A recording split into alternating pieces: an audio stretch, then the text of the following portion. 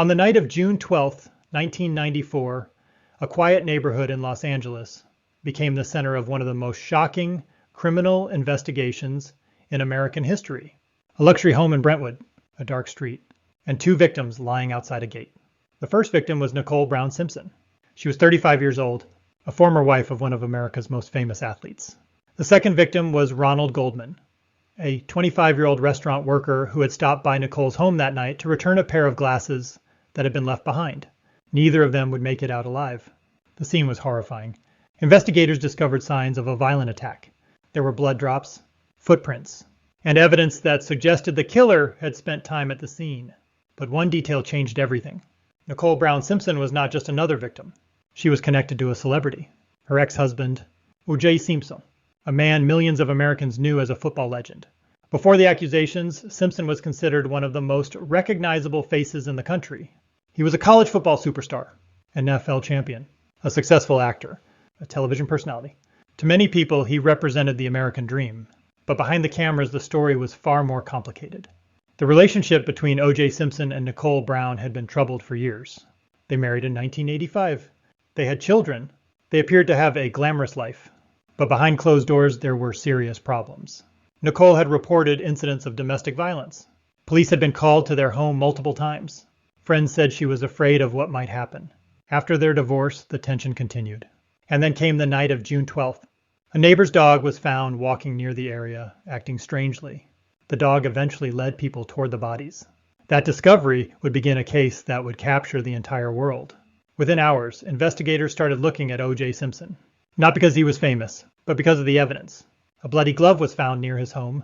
Another glove was discovered at the crime scene. DNA evidence connected blood samples to Simpson. The investigation quickly became a national obsession. But the biggest question remained: if O.J. Simpson was involved, where was he? At the time police wanted to question him, Simpson was not at his home. Instead, he was in Chicago. And soon, the entire country would witness something nobody expected. A famous man on the run. On June 17th, 1994, police announced they wanted to bring O.J. Simpson in for questioning. The expectation was simple. He would surrender. But that did not happen. Instead, Simpson left in a white Ford Bronco driven by his friend Al Cowlings. And what happened next became one of the most unforgettable moments in television history. Police vehicles followed the Bronco through Los Angeles. Helicopters followed from above. News stations interrupted regular programming. Millions of Americans watched. People gathered around televisions. Restaurants stopped service. Even major sporting events were affected. The country was watching a slow-speed chase. Inside the vehicle, Simpson was reportedly holding a gun and threatening suicide. The image shocked America. A beloved sports icon. A murder suspect. A police chase broadcast live. The man who once appeared untouchable was now at the center of a national crisis. After hours on the freeway, the Bronco finally stopped. Simpson surrendered. But the real battle was only beginning. The courtroom. When the trial began in 1995, it became unlike anything America had ever seen. Cameras were allowed inside the courtroom. Every argument, every witness, every piece of evidence was broadcast to the public. The media called it the trial of the century. The prosecution believed the evidence was overwhelming. They presented DNA evidence. They showed blood patterns. They introduced the gloves. The defense team, known as the Dream Team, took a different approach. They argued the investigation had serious problems. They questioned police procedures. They questioned evidence handling. They argued that mistakes and possible contamination created doubt. The defense focused heavily on one piece of evidence: the gloves. The prosecution claimed the gloves belonged to the killer. But during the trial, Simpson was asked to try them on. The moment became one of the most famous scenes in legal history. The gloves appeared difficult to put on. The defense immediately used that moment. Their message was simple: if the glove doesn't fit, you must acquit. After months of testimony, arguments, and nonstop media coverage, the most watched criminal trial in American history reached its final moment. The jury had spent only a few hours deliberating. Many people were shocked. For a case filled with hundreds of pieces of evidence, the decision came faster than anyone expected. On October 3rd, 1995, millions of people gathered around televisions. Inside the courtroom, O.J. Simpson sat quietly. The judge asked the jury foreperson to reveal the verdict. The entire country waited. The words came, "Not guilty." The courtroom erupted.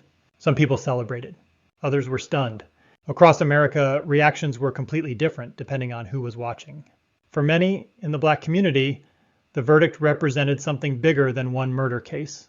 It came after decades of tension and distrust between communities and law enforcement. Many remembered the beating of Rodney King and the riots that followed in Los Angeles. To them, the trial was also about whether the justice system could be trusted. But for many others, the verdict felt impossible to accept. They believed the evidence pointed toward Simpson. They believed 2 victims had been denied justice. The case had transformed into a national debate. It was no longer only about Nicole Brown Simpson and Ron Goldman. It was about race, celebrity, money, media influence, and the power of a courtroom. The aftermath. Although Simpson was found not guilty in criminal court, the story was not over. In 1997, a civil jury found Simpson responsible for the wrongful deaths of Nicole Brown Simpson and Ron Goldman. The civil jury ordered him to pay millions of dollars in damages to the victims' families. But the public debate continued. Some people still believed the criminal verdict was correct. Others believed a famous man with powerful lawyers had escaped punishment. The case remained one of the most controversial moments in American legal history. The legacy. The O.J. Simpson trial changed America forever. It changed the way people watch criminal cases. It changed the relationship between news and entertainment. It showed how television could turn a courtroom into a national stage. Before this trial, celebrity and crime existed in separate worlds. After this trial, they became connected forever. A famous athlete, a shocking double murder, a police chase watched by millions, a courtroom battle that divided a nation. The question was never just, did O.J. Simpson commit the crime? The bigger question became, what does justice really mean? Decades later, people still argue. They still analyze the evidence.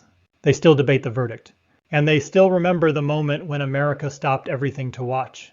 Because in 1994, one case became more than a crime story. It became a mirror reflecting an entire country. The O.J. Simpson case. The trial that divided America.